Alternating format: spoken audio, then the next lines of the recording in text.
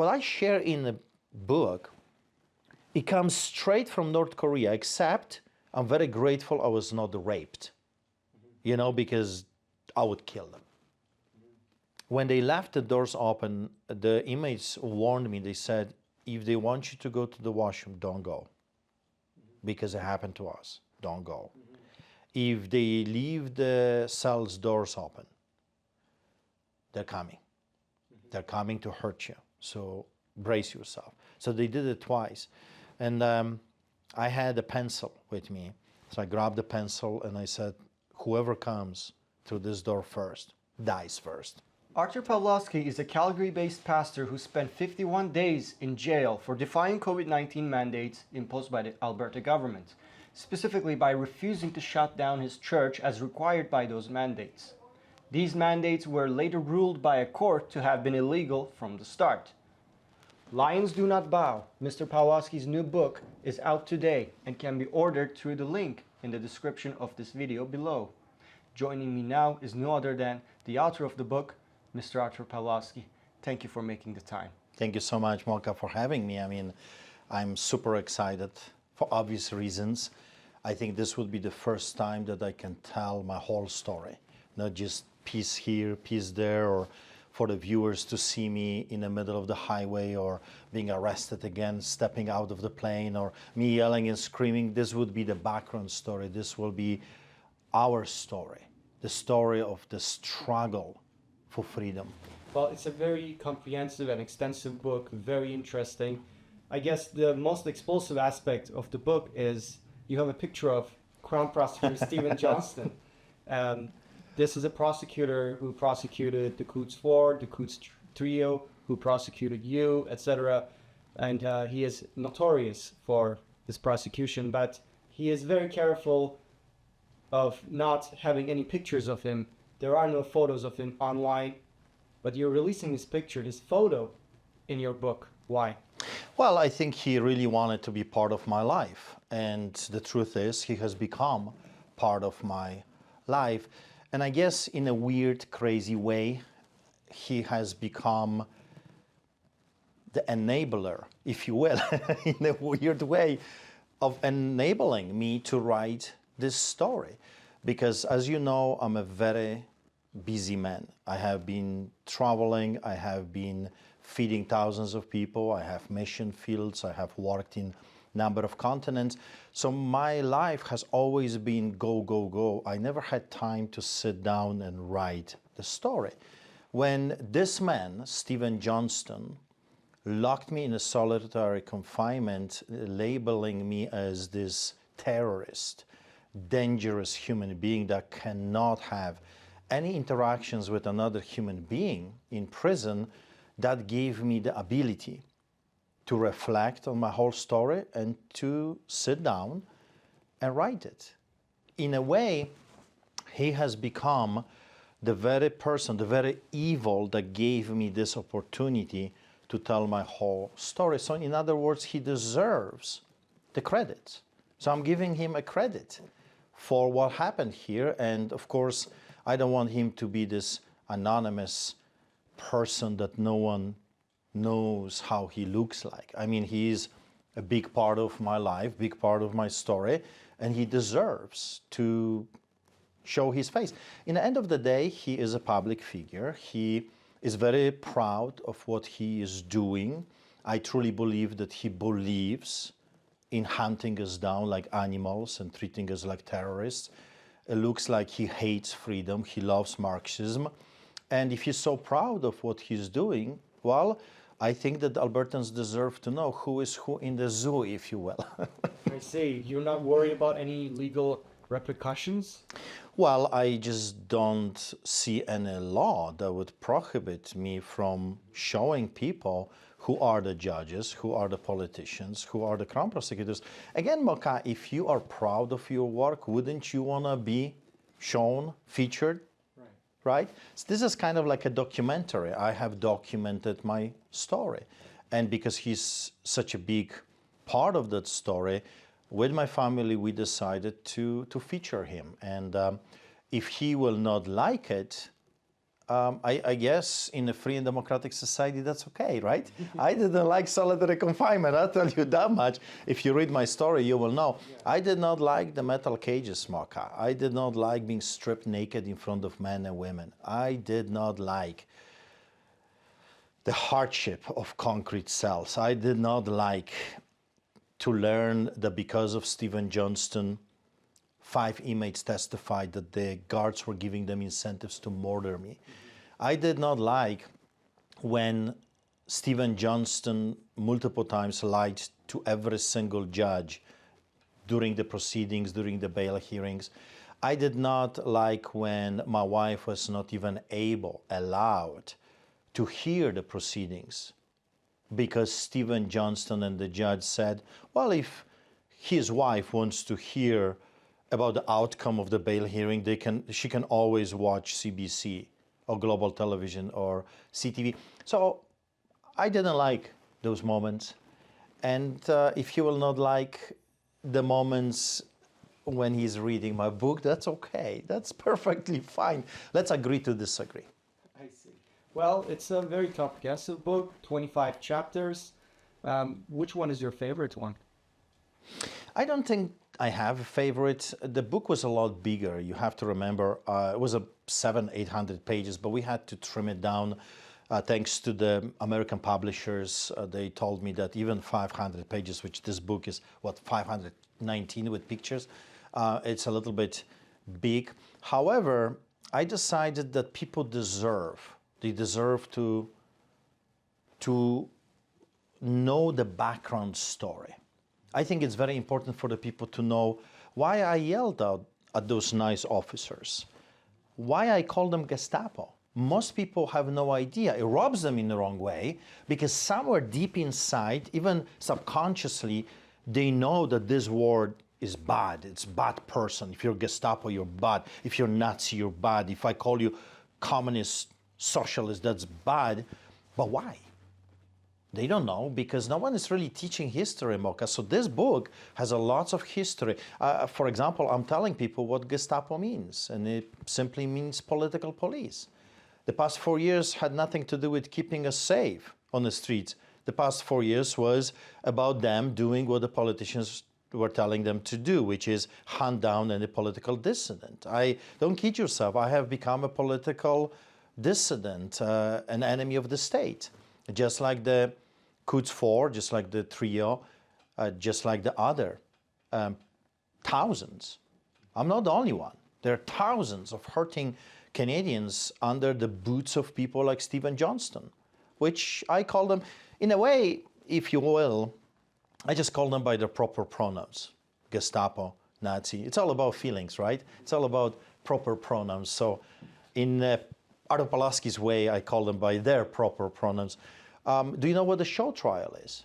I remember when we were doing the bail hearing, when my wife was not allowed by the Crown Prosecutor and the judge to listen, just to listen to the proceedings. I said just half a sentence. I was not even allowed to finish my sentence. I said, this is like a show trial behind the Iron Curtain, and I was cut off. And you're saying that as someone who have experienced it growing up in Poland. Well, but that's the thing. I did not read a book. You know, when you read the book, you will be able to say, I read a book. Mm-hmm. I did not read a book about communism, fascism. I lived under a totalitarian regime. For me, it hits deep. This is not just a movie, a Hollywood production. Oh my God, this is bad.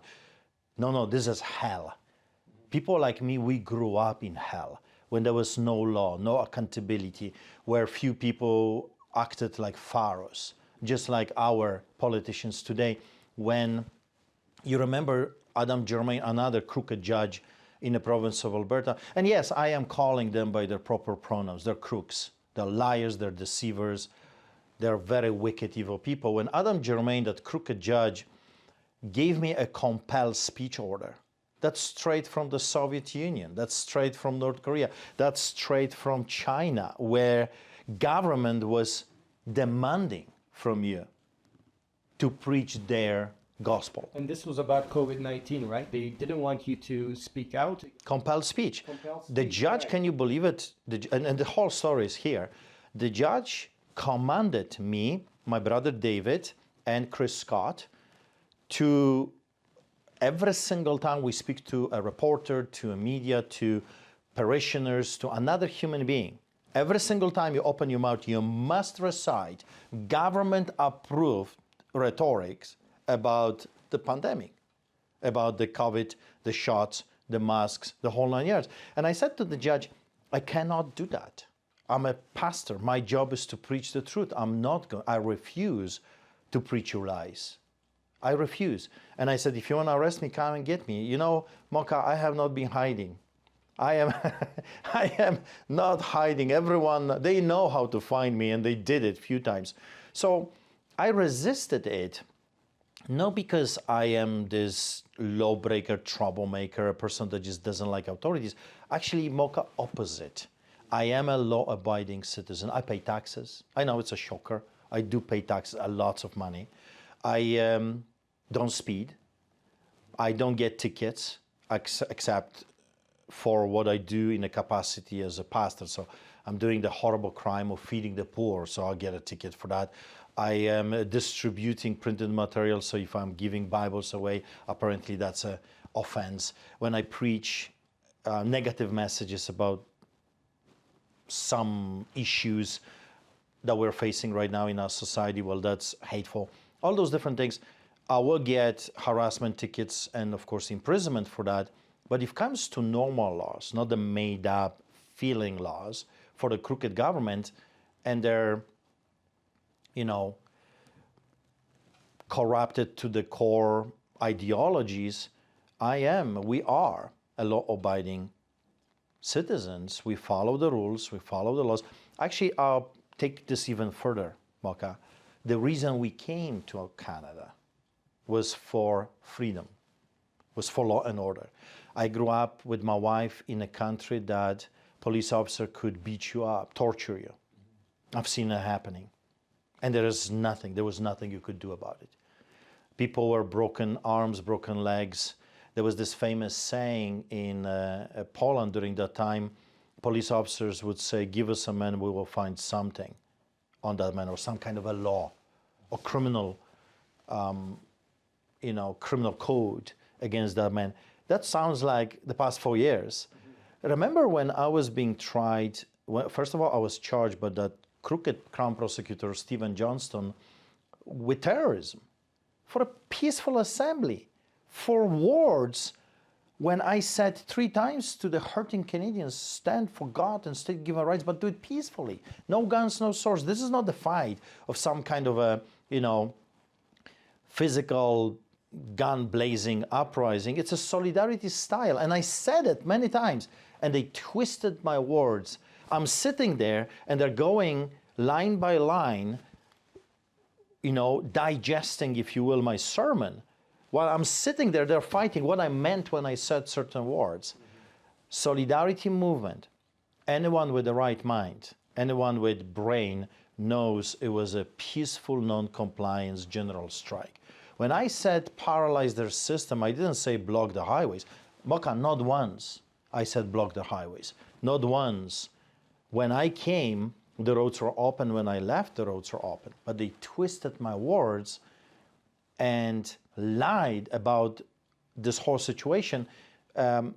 What I said is that there's more of us than of them. If we refuse to cooperate, if we refuse to work for them, what those wannabe tyrants are going to do. The story is actually quite simple. It's not as complicated as they are making it. Here is a guy that grew up in hell, sees hell coming back, and yells and screams, this is not the way to go. I've seen this movie before. We have to change the script. That's all, but we have to change the script peacefully. Oh yeah, I get it. Those bouncy houses, scary. Monsters. Those barbecues. The smell of those chickens and Alberta beef, the best beef. I think it was very scary for those officers and politicians. What happened to us, Mocha, should never ever happen to Canadians. We are in a big trouble. what I want, what is this book all about? It's not about poor me, look what they have done to me and my family, trying to burn us alive, trying to burn the church, vandalize our church for months, unscrewed tire in our pickup truck. I was punched, attacked, Antifa in the backyard, my family attacked. This is not about poor me, look what they have done to me. I want the people to know why. Why is this happening to us?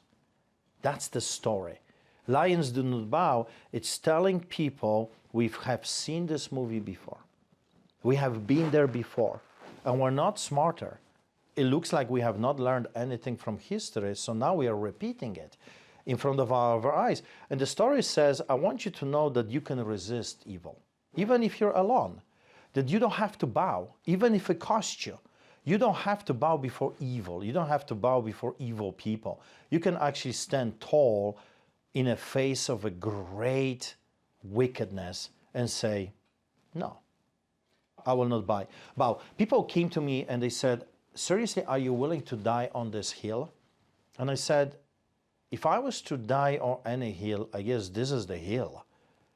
They've attacked my church, they have attacked my faith, they have attacked me physically, they have attacked my family, they have attacked my children. If this is not the hill, there is no any other hill to die on. This is it. Freedom of religion, freedom of expression, every freedom, medical freedom, every freedom you can think of has been taken away from us, including we were not allowed to sing.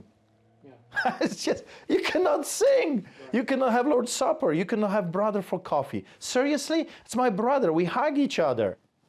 Here we're coming to the most important question. Why? Because we were told to follow the science, Maka. We were told to follow the experts. Mm-hmm. So many people did. And some even bowed. I didn't. I'm very grateful to God that He gave me a Polish heart, a Polish spirit, a character, whatever. I'm a donkey. I'm a stubborn man. I'm a Polish stubborn donkey, which is probably a combination of all the donkeys combined together. That's how we are, Polish people are. So I'm very grateful to that. However, others were dancing around. They were trying their best, and that's all fine. But if we were told to follow the science, what was wrong with the parking sermon? Because you got to go back to history. Why, Mocha? Why they were so terrified of the church meetings? Why they canceled town hall meetings? Because they know when people come together, there is an exchange of information. When people come together, hope kicks in. And during this time, we saw it clearly that the only hope that was allowed in the land was the one that they were feeding you. The government, the pharaoh, the boss, the final authority above the living God, that's us. We can do whatever we want. One law for me, another for thee. I can party in a sky palace like the premier of Alberta with the ministers, yet we got picked up in the middle of the highway by anti-terrorists and SWAT team, charged with crazy insanity, inciting people to come to church, officiating in illegal gathering, participating in illegal gathering. Just shocker. And yet, those people did all of that. But they were untouchable, because here is why. They are creating two categories of people. Them, the elites, the globalists, those that will own everything, and those that are telling you, you will own nothing and you will be happy. Why? Because they're accumulating what they have been stealing and are stealing from you. Town hall meetings, church meetings are a power horse, was giving people hope, was letting people know I'm not alone. You know the worst thing that can happen to a man?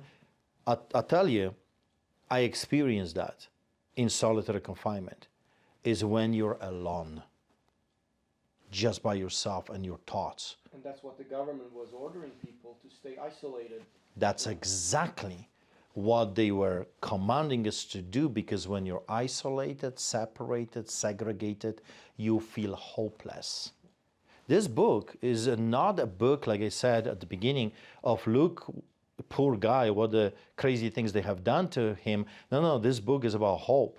that if one man with a broken English, if one Artur Pawlowski, an immigrant to this country, can do it, you know, Mocha, that means you can do it as well. That means anyone can. Listen, if I can do it, everyone can. Everyone can. I'm not your best in a tool shed, if you will. I'm not the most educated. I'm sure I'm not the smartest out there. But I know someone that is. And I read the book, and I know how the story ends, and I'm just following the script. I'm just following the instructions in that book called the Holy Word of God, the Bible. And it says, if you follow my instructions, you will do fine. And that's exactly what I did. I just simply did my best to follow his instructions. And instructions were very clear. Do not forsake the gatherings of the saints. Why? Because I want you to come together and feel strong, help each other. In a time of crisis, so let's say this was truly a time of the greatest crisis we have ever seen, then we need each other now more than ever.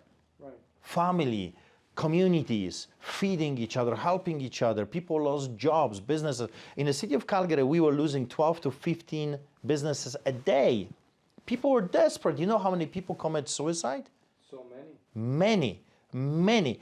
We actually have the biggest amount of suicides ever recorded in this country. Then people turn to alcohol because of depression, lack of hope. Then they turn to drugs. Many are already dead. We're talking about all the whys, why the government was doing it, because the government was turning society and was demanding that the society views them as gods. Therefore, the real God had to be removed. And those that preach about the real God, those Artur Pawlowskis that say, hey, we've seen plagues before. We've seen crises and wars before. And we did okay. As long as we stuck together, as long as we helped each other, we will do fine. And the government outlawed that. Because you have to always, Mocha, go back to why.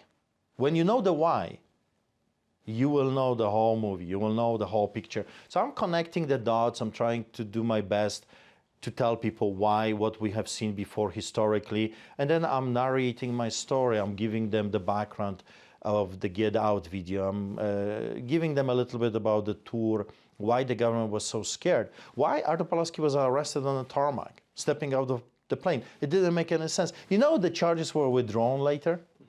It didn't make any sense. There was no need for the dramatic, for theatrical. There was no need. They could phone my lawyers and said, there's a warrant for your client's arrest. Can he turn himself in? Right. The drama will be over. Every single arrest they did it for theatrical purposes. They did it because they were sending a message to you. Don't you dare. Because you don't want to be another Artur Pawlowski. To that point, you ask the question in the book, you say, have you ever noticed? And I quote, have you ever noticed that the enemy attacks in waves, combining attacks of discouragement, fear, confusion, and hopelessness? Even when I talk with the inmates, they testify to the same thing. The attacks came like a flood, and if you fell for that, they lasted much longer. But if you resisted, they disappeared pretty quickly. In your experience, what qualities should a person cultivate to remain rock solid while facing an enormous adversary? Well, you have to believe in someone that is bigger than you. Because in the end of the day, as much as I would like to see myself as this tough, strong hero, the truth is I'm no different than you. I'm weak at times. I shed tears at times. I feel pain at times. And I felt a lot of pain, especially with my concrete treatment, metal cages, and just overall hopelessness and fear that they will truly try to hurt me physically, especially when I learned when the inmates were coming to me and saying the guards are giving us staff to murder you, to break you, to really hurt you. When the Crown Prosecutor Johnston said to my lawyers that he intends to keep me there in those crazy conditions for 2 years. You suddenly sit over there, and you gotta remember, they treated me with a special attention. I would spend sometimes 26 hours in a solitary, in a cage, without ability to come out. I was treated in such a way that I was told I am considered the most dangerous inmate in the country, so I have to stay in isolation. So there was this narration, I'm super dangerous, and all those different things, and I need to hurt because I'm such a horrible person, and I deserve this treatment. So when you are facing an enemy that is so much more powerful than you, physically, when they actually hurt you, because there's more of them. I mean, maybe I would be able to defend myself from one or two, but they have 100 of them. They have tasers. They've got guns. They can really do harm. When you're facing enemy that is so much bigger than you, you have to turn into something that is bigger than you. So here's what I did. And I had my moments that I said, God, I don't think you have the right man. I don't think I can do this. I am hurting. I want to go home. I want to go to my family. I don't want to be murdered in Remand Center, Calgary, or Edmonton, or on the way to Red Deer as I was taken, kidnapped by sheriffs, shackled in a cage. I was transferred in a cage like a dog. I don't want to die. I don't want the story of Artur Pawlowski to end. He died in a cage like a dog. So I had to remind myself that God is bigger than all of my enemies combined together. I had to remind myself that I have a loving family. As you know, they staged protests outside of Remand every single day. This was the longest protest in a history of the prison system in Canada. It's in a book. Every day I was on the inside, the church was on the outside. So I saw them through little slivers of windows because they moved me to another wing. And I had to constantly remind myself that this fight is not now about Artur Pawlowski anymore, that this fight is a lot bigger. It has become a lot bigger, that I have become a symbol in so many hearts, that they want me. You gotta remember, I had offered to sign the paper and I would be able to go home. And that's very tempting when you're hurting. And they rely on this. They rely on your hurt. When you're hurting, you don't think straight. You just think about, I want this to stop. I want this hurt to stop. And I was hurting physically. They kept me in hard places for so long. They messed up my back to a point that I was in a constant 24 hours in constant pain. My chiropractor, when he saw my back, and I was on house arrest, as you remember, he had to come to my home. He says, I've never seen more messed up back than this one. He showed it to my wife. It was all crooked, twisted. It was bad. So when you're hurting, you have to turn into something bigger, that there is a purpose for this hurting. You're doing it for your God. You're doing this for your family. I got 3 children. And when I look at the kids, I'm thinking, what kind of a future they're going to have if Artur Pawlowskis of today will not stand up, if Mokas will not defy the wishes of a corrupted mayors, for example, as you know, or premiers or prime minister. What if the Mokas will be eliminated, the Mokas and Pawlowskis of today? What kind of a future our children are going to have? That's what the story is all about. Hey, we must resist. If you don't want to do it for yourself, you must do it for your children and their children. I'll never forget the phone call with my wife. And I said, I don't think I can do this anymore. I'm really hurting. And she said, Art, this is a lot bigger than you now. A lot bigger than you. Hold on, have faith. You have become a symbol. If you were to fail, it would have been a big blow to the community. It will be, what they wanted was a very simple statement, Artur Pawlowski pleads guilty. That's the only thing they wanted. And I could go home. Artur Pawlowski pleads guilty. See, we told you he's a criminal. We've told you he's a wicked man. We've told you, he says it with his own words that he did something evil. Well, that's a few years later. You know how many times, hundreds if not thousands of times, I look into the camera and I said, this was the proudest moment in my life. I regret nothing. I'm super proud that I was part of the Freedom Convoy. The only thing that I regret is that I didn't spend more time with the truckers and the farmers than I did. That was my next question about regret. If you regretted anything during your 51-day long captivity? No, I regret nothing. I did what I could. I preached the gospel. I ministered to not only to the inmates, but also to the guards. I kept my cell spotless. It was a testimony. And it was funny things happened out of this because the guards were coming to see my cell. It was like beautiful. I washed it, I cleaned it. Everything was like in a book store, had a place. And they would come and comment, wow, we've never seen a cell like this before. Everything was clean. Because you see, I have a clean heart. I have a clean mind. And I wanted them to see that I'm not a dog. They wanted me to act like dog. They were treating me like a dog, but I'm a son of the living God. So I don't regret anything. If I was to do it again, I would do it more, not less. I would do more, not less. And I said that to the crown, I said that to the judges, I am saying this to the whole world. Good man, if you are a good man should never bow before evil men. That's why the title of the book is so simple.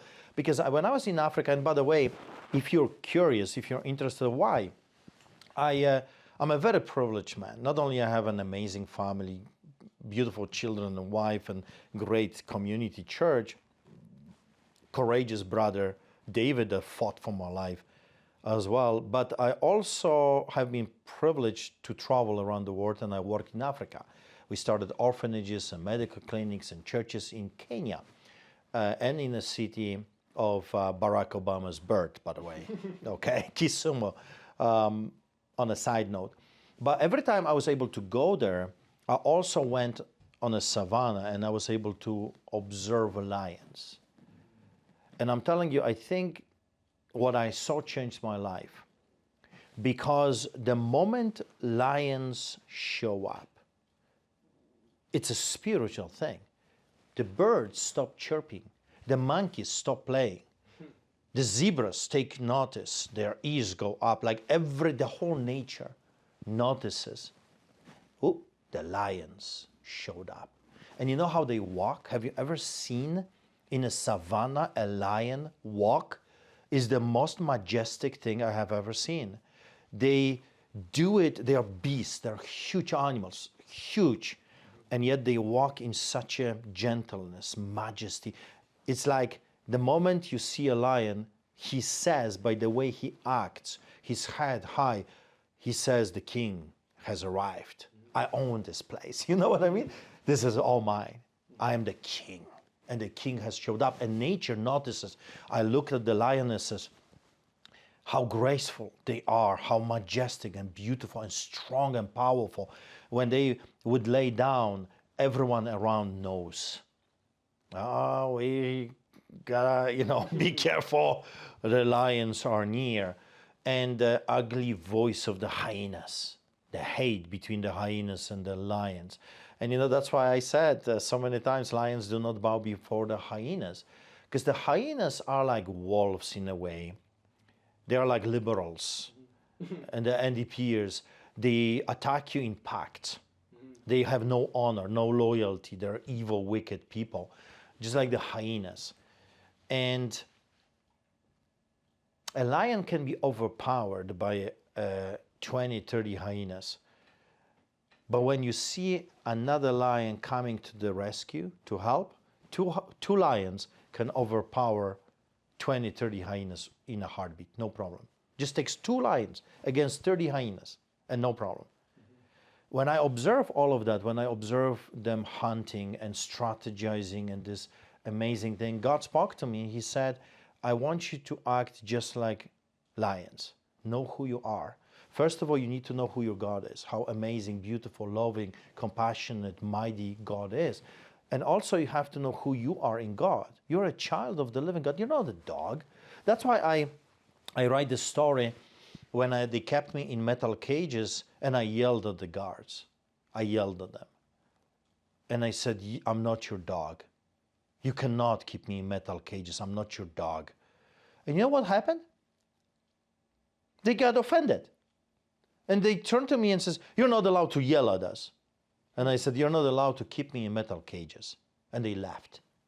And the nurses would come and check if I'm still alive. I mean, crazy stuff. What I share in the book, it comes straight from North Korea, except I'm very grateful I was not raped, because I would kill them. If they would try to rape me, which some inmates were suggesting that this, be careful, especially when you're in a shower. I mean, that's crazy stuff. Even when I say it right now, that's insane. It's a Hollywood movie. But I said to God, I will endure everything, but if this happens, I want you to know, they will not walk out of this encounter alive. So it's up to you. So I'm very grateful. They never tried to physically beat me up. Yeah, they kept me in solitary. They kept me in metal cages. They kept me in the cages when they transferred me. I was shackled. Those things do happen. I was stripped naked, but they did not cross that other line with, beating me and they knew. I think what they saw in my eyes twice they left my cell open. And inmates were telling me, I was very popular, Mokai. I was so popular in prison that 21 days in my solitary confinement, they sent a petition to the director, Fader. Oh. And they said, if you don't let him out, you'll have a riot. Because you were preaching to them. Right? I was preaching through the doors. I had inmates every single day, 10, 20 times a day, different inmates coming through the door to listen to my mini sermons. I pray with them, I cry with them, I counsel them. So I was so popular that when I was being transferred from my solitary cell with bed and washroom, water, to a concrete cell, the inmates were banging on the doors. Free Pastor Art, free Pastor Art, free Pastor Art. It was like the Gladiator movie. General, it felt awesome. It felt amazing. I led them to the Lord. I cried with them. They came to my cells crying. Muslims came to me, asked me to cast out demons out of their cells. They said, we're a pastor. We know God is with you. Would you pray and cast out demons because we're tormented? So I would go to their cells. I would cast out demons. The next day they would come and said, for the first time, we slept like babies. I led church services after they sent the petition. I was let out to have an interaction with them for 1 hour a day. We had Bible studies. It was beautiful. It was amazing. In the middle of this hell, this hardship, there was this light. Right. This sliver of light was always there. And when they left the doors open, the inmates warned me. They said, if they want you to go to the washroom, don't go. Because it happened to us. Don't go. If they leave the cell's doors open, they're coming. They're coming to hurt you. So brace yourself. So they did it twice. And I had a pencil with me. So I grabbed the pencil and I said, whoever comes through this door first, dies first. That's it. I mean, you got to remember, this was something I never experienced in my life. I watched those things when I was growing up as a kid, but we left Poland when I was 17, so I was never imprisoned in Poland. I've seen abuse, I've heard about abuse, but never happened to me physically. It was a whole country was enslaved. But now this is happening to me, Soviet style. And I'm thinking, this is crazy. I never learned about this, in a theological school of any sort. So a guard peeks through the door and he sees me ready, like I'm ready. And he got scared. So whatever they were cooking, whatever they were planning, they saw something in my eyes and they decided this is going to be a bloody mess. And they didn't do it, and I'm very grateful. Mocha, I never want to hurt. Even I don't hate my enemies. I don't want them to be hurt. I just want to be left alone. And I think if I would defend myself and something will happen, I think I would regret that this ever happened. Because in the end of the day, I pity my enemies. I don't hate my enemies. I don't hate Justin Trudeau. I pity him. I don't hate those officers, what they did to me. They cut you can still see the scars. They handcuffed me in such a brutal way, you see? I see it, yeah. Yeah, they cut my skin all around it. I had cut skin like with a knife for over a month. And of course, when I was booked, I said to the nurse, I want pictures because I'm going to sue you all for what you have done to me. And they refused. And you're suing them now? I am suing them, and they refused to take pictures. They broke every law that there is in a book with me and my family. That's why here's a funny story, part of the story. I'm not just suing them. It's not about money. If I wanted money, they offered me $2 million to shut my mouth. You know that. They offered me guaranteed seat. And by the way, this is in the book. The political fixers are in the book. The attempted bribery by the Premier of Alberta, it's in the book. It's a very comprehensive, very good book. It's a story. I'm just telling you my story. Believe it or not. In the end of it, I don't care. This is what happened to me. And my story, Mocha, is a widely documented story. This is not like I woke up one day and said, let's write a fiction. The arrests were filmed. What they did to me was on camera. What they did to me in prison, Edmonton, Red Deer, Edmonton, it's all on camera. It's a public document. When they locked me in a psych ward, you want to know what happened in a psych ward? It's in a book, day by day. It's all documented. I didn't know. I was learning as I go. When the doctor came to me, I think it was the second day in a psych ward, he said, Mr. Pawlowski, what are you doing here? He's asking me. I'm locked like an animal with crazy people jumping up and down and walking in a circle. And he's asking me, what are you doing here? I said, well, that's a good question. They came to me, I was shackled, kidnapped, and I'm here. Right. He says, you're not allowed to be here. They are breaking the law. This is illegal. You cannot be put in a psych ward without the evaluation of the doctors. Right. This is Soviet style dealing with political dissidents. 2.0. You're not allowed to be here. And I said, well, thank you so much for your consideration. And he says, oh, no. This is not about you. We are afraid that the same person, when the same person is locked with insane people, you can take advantage over them. In other words, when people are crazy around you and you're not, you can maybe benefit somehow from this. So they're protecting insane people. You only end up there if the doctors are rendering, you need to be there. That's the story. This is insanity. When they kept me in MaxPod, as you remember, freezing conditions, minus 28 outside, I'm shivering. I received, it's in a book actually, if you look, I have included this because it's such a crazy story. I knew people will have a hard time to believe it. This is a document here that I received the same day I was locked in MaxPod. MaxPod, and by the way, this is the book, this is my manuscript. I wrote the book on the pieces of government prison request forms that were given to me by inmates, because those devils would not give me paper because they knew I'm going to document everything I'm writing. This book, this Lions Do Not Bow, has been confiscated by the Canadian government 3 times already. That's how dangerous it is. But here is a document that states, basically, I am super dangerous for the staff and the facility, and I have to be in isolation, no human contact, indefinitely. So they took away the captive audience from you. Exactly, they got scared. Because you see, think about it, Mocha. What was this whole thing about? You see, we did a nice circle. Yeah. It was our hopelessness. You have to be without hope. What I was doing in jail? You're spreading hope. I was giving people hope left and right. I was telling them they shall pass as well. I've seen this before. Every totalitarian regime collapses. It's just a matter of time. Yes, many people hurt. In the meantime, many die. But eventually, truth wins. That's the message. It's so simple. So I had, Mocha, every single inmate in my Bible study and church service. Every single inmate. I think I broke some kind of a records in prison, because sometimes you have some that are interested. I had every single inmate at my church services. Muslims, drug dealers, drug traffickers, human traffickers, bank robbers, crazy gun for hire, that came to me and says, I've killed many people. Will God ever forgive me?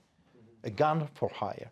They all were sitting at the tables, some on top of the tables, listening to the stories from the Bible, and me teaching them about God, that with God there is a second chance if you want it. So they were observing this. And you're right, they didn't like it. They did not like few things. That was so popular that the church, my wife, my family was outside, 4 huge speakers blasting church services every single day. What they didn't like also, they were messing with my phone privileges, because I would do press conferences or press releases, political statements. I even preached in my church from prison. 3 or 4 times I preached from prison to the church live. So once or twice I called, and they were on the outside, and my wife put me with a phone on the speaker, on the microphone. So I was preaching to the Freedom Convoy people outside with big rigs and trucks and, church and others. That frustrated them so much that they yelled at the people, and they actually beat up one of the prisoners, because when they started to mess with my phone privileges, the inmates, I was so popular, Mocha, I think people have never seen something like this before. As I was let out of my isolation, the first thing I did, I would go to the phone. But you see, we only had 4 phones in the entire unit, and was always taken. When I walked in, you know what happened? They would hang up their conversation, and they would hang me the phone. So what the guards did, they started to mess with my phone privileges. So what the inmates did, they would dial, because it's voice activated, they would dial on their ORCA numbers. ORCA number is a prisoner number. You have to activate your phone by a specific number and voice activation. So they would call my wife on their ORCA number and their voice activated telephone, and they would hang me the phone. Wow. It was crazy. They were freaking out. Then they beat up some of the inmates for helping me this way, and that's how it was. So eventually they realized I'm just too popular. No one will touch me. Actually, the inmates said, when I was being taken to the solitary confinement on concrete from my solitary confinement, regular cell, and they said, anything happens to this man. The inmates were telling them, to guards, anything happens to this man, watch your back. Even one hair falls from his head, watch your back. That's a crazy stuff. Because you got to remember, the guards know those are not your ordinary people. Those are very serious gang members.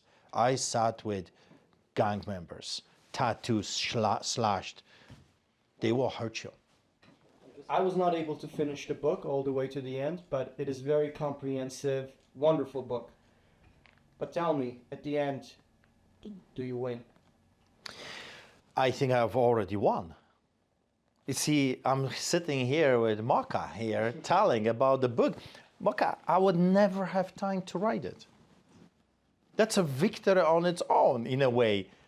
Yes, I'm not denying that it came through pain and tears and difficulties, but nevertheless, touch it. It's real. You see? It's and you wrote it while you were in... And it's a 500 pages, and it has pictures with our best friend, I guess, Stephen Johnston. And it tells you, Christmas festival that I received 15 COVID tickets for. It shows us walking out of the court. This is a whole... you see those people here? Yeah. Those are the people that were there every single day, fighting for my life. When I was on the inside, this was on the outside. It's incredible stuff. You see Rob, our worshiper, confronting high-ranking guard. They were telling them, you're going to be all arrested. And some were arrested for opposing, for protesting. You see, I would never meet with those people. That's the General Flynn and his wife in Mar-a-Lago, in Trump's house. Yes. In Trump's house. I would never be invited there. So in a way, the Bible says what enemy meant for evil, God turned around for good. Here is Jericho March outside. So I'm right there, locked, And those people here, they came with shofars, walking around, praying, something that you never see. This is the Quds. This is what imprisoned me. I got criminal charges, interfering with the crucial infrastructure under the Defense Act. I was charged with inciting mischief, 10 years of imprisonment. Here is my brother David arrested. This is me outside the house. Remember, I was arrested by every force in the land. I was arrested by anti-terrorists, special SWAT team with cameras. I was arrested by undercover police, You were uniform. arrested like a dozen times. 16, and many times I was detained, which is technically arrest. So those things, you know, prayer outside Riemann when we got arrested, when my brother David. This is by Adam Germain when he gave us the compelled speech order. So here is with Ohio State representatives that put Canada on the watch list for a country that persecutes Christians. Right. We got invited, remember? Yeah. We got standing ovation. So here in Canada, those wicked, corrupted to the core politicians are giving standing ovation to the Nazis. In America, they're giving standing ovations to those that fight Nazis. Stephen Johnston, truck convoy. Here is me. You can see it if you come close. It's me in prison.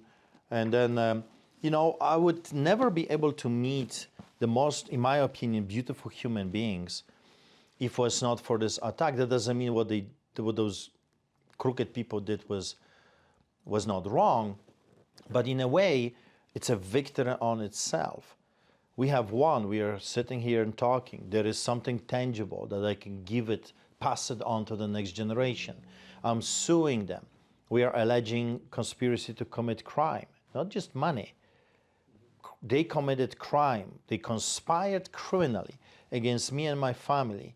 So through the civil proceedings, as you know, that will give us an enormous opportunity to dig, to look under the rocks, to see all the scorpions and snakes like Stephen Johnston. We want the communication, we want the emails, we want the text, the memos. Why? Who sent you? Who was in charge? All of this lawsuit will give us this, and maybe another book will come out of it, because you know Maka, you know me. I will not bow before their blackmail, coercion, or bribery. I'm not for sale. Artur Pawlowski is not for sale. I have been already bought by the precious blood of Jesus. My family is not for sale. My children are not for sale for trinkets. Can you believe it? How dare they? They come to my home, conservative government, and they're saying that they're thinking that I can sell the future of my children for a stupid government job. $250,000. Seriously? My children are worth everything. You can put $1 billion on the table. It means nothing. It's just numbers. My children are way more valuable than $1 billion. And you're telling me that if I shut my mouth and stop exposing you crooked politicians, and I will accept a seat at the legislature so I can become your puppet? So you can move me as you please to shut me up because I want to be a politician? I hate politics. I only got engaged in politics because I don't see another way out of this pickle. We must engage. We must replace them. Who's going to replace them? If we don't run, so I'm running. I'm going to be running. Again, because I just don't see those people changing, Mocha. They need to be changed, removed. They're not changing. The con artists, they're giving you lots of good talk, but then they do the opposite. So there is a famous phone call, as you remember, with the premier. Premier called me, and the phone call is here. I'm explaining the phone call. I want the people to know the whole truth and make your own decision. I guess that's your job too. You're giving people what you have found out, and you're leaving the public to make their own decision. And is that not what democracy is supposed to be all about? Yeah. Yeah. People making their own choices and decisions. So I'm super happy about the book because the Canadian government is doing everything in their power to stop from coming in. My 250 copies for the church were stopped. I'm pretty sure Stephen Johnston is not going to be happy. Well, he may not be happy. I was not happy, so I guess When I was treated like an animal, I was not happy. Now he's treated like a human being. I'm just telling people that he has become a very big part of my life, and it was thanks to him that I was able to pin it down. And people need to know how he looks and what he did. I'm sure he's not ashamed of what he did, so he shouldn't be ashamed showing his picture. I don't hide my picture. Well, My book has become, in a pre-order stage, 5 times bestseller. So in Amazon.com, Amazon.ca, in a pre-sale, including yesterday, I was #1 in the new bestseller new release. So it's quite fascinating that no matter what the enemy is trying to do to muzzle me up and shut me up, God amplifies and allows me to share my story with the people. And of course, you're a big part of the story, because thanks to you now people would be able to be stirred at least a little bit into, hey, maybe I would like to buy this book and gift it to Stephen Johnston. I think he deserves a copy. He's a big part of the book. Or how about police officers? I think every one of them should read the story. Judges, media personalities. How about if Christmas is coming, you can give this book to your loved ones, but give it to your neighbor that hates you. Perhaps that neighbor will change his or her mind. You're receiving a good book, and it's a good sized book. You know, I wanted this book not to be a cheap diary. It's hard cover. It has colored pictures, as I showed you. Here's Nathaniel. Remember Nathaniel? Yeah. When I was on house arrest, Nathaniel testified before the European Parliament, and because of it was detained 5 times already. Here is Trump's family, which I was blessed to see. Here is that famous press conference at the legislature that you attended. And you know what? All the media showed up, but really they were not interested in the truth. No. They were just interested in sound bites, in their narration of the so-called truth. They didn't care really what was going on, and that's okay. In the Bible it says the liars will not inherit the kingdom of God. So let them stick with the lie if that's what they want. I want to stick with the truth. This book is what happened to me and my family, to our church, and is the truth. Take it or leave it. One final question. Will you be releasing a audio version of your book where you narrated yourself? Yes, I was asked multiple times. People want me to read it. And my first reaction was like, oh my God, my broken English. It's going to be funny.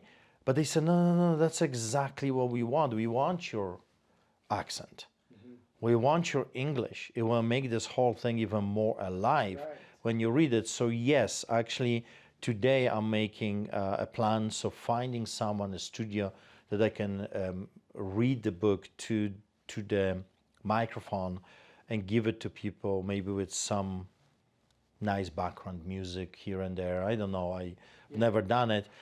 It's going to be released in electronic version as well for the people that like computers and their iPads, and they like to read it like this, like my daughter. She loves to read books in paper, but also on the computer. And what's from here, I think that we have to keep doing what we have been doing for the past 150 years. So it feels like it. It feels like I'm fighting those people for a very long time. And never bow, never quit. You know, we have the saying at Street Church, which we still do. We feed thousands of people. We never stopped. I still pastor 2 churches. I still travel around sharing my story. But we have the saying, winners never quit, quitters never win. So like I said, I have already won. We're still here. We're still doing the same thing. We're still telling people the truth that will set the captives free. And the book, in a way, enlarges our territory, enlarges the story. When I do podcasts, usually, sometimes I would even have 3 hours. There's no way, Marka, I can finish. The story is so complex, so many twists. People ask me, Can you tell me about this arrest? Can you tell me about arrest? Like which one? There's so many. Can you tell me about this court? Which one? Over 120 court cases, including courts of appeal. Can you tell me about the citations? Which one? Over 350 tickets. Pick which one, because sometimes my lawyers get confused. There's so many arrests. Arrests about my pastors, associate pastor, my son, my brother, which was arrested with me 12 times.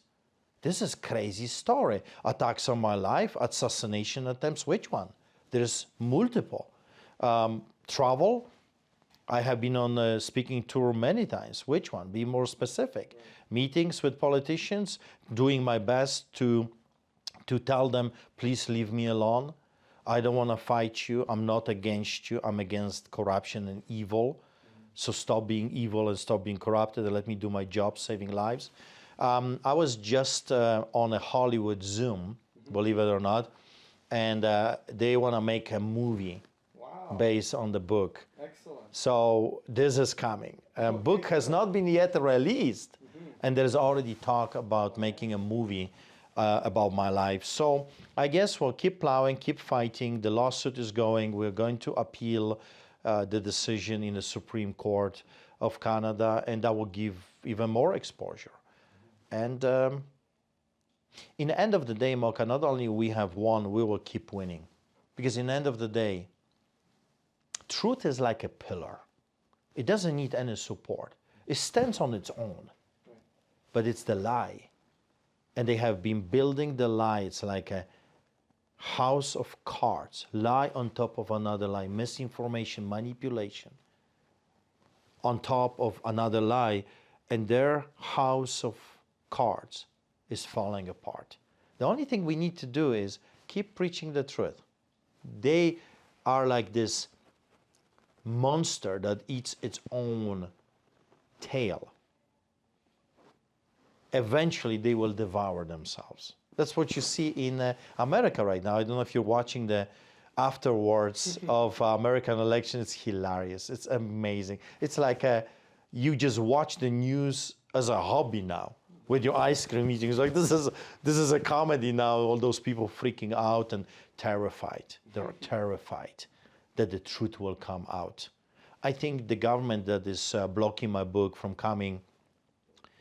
And by the way, you can give them a bloody nose by purchasing the book and get few copies and give it to others. And like I said, Mocha, if you will somehow let me know that you got inspired or touched by watching this, I'm going to give a big cut to Mocha, because I believe that independent journalists, which in my opinion, Mocha is probably the most unique person that still understands the concept.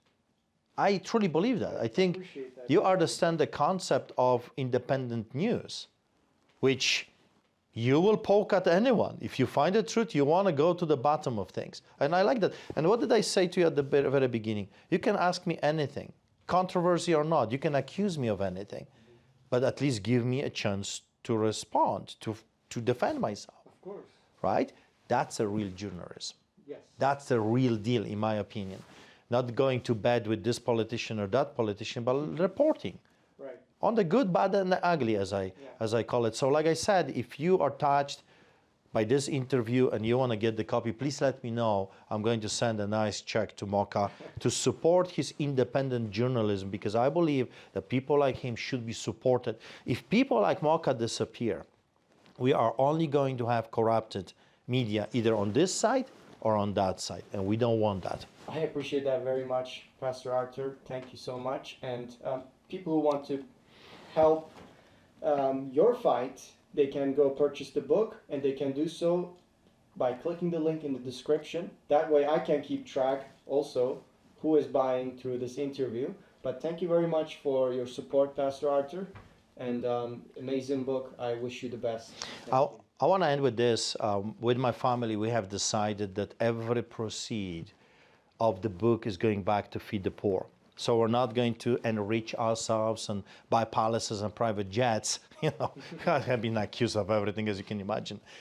We have decided that this is a story not just of Artur Pawlowski, and Pawlowski family, this is a story of our church.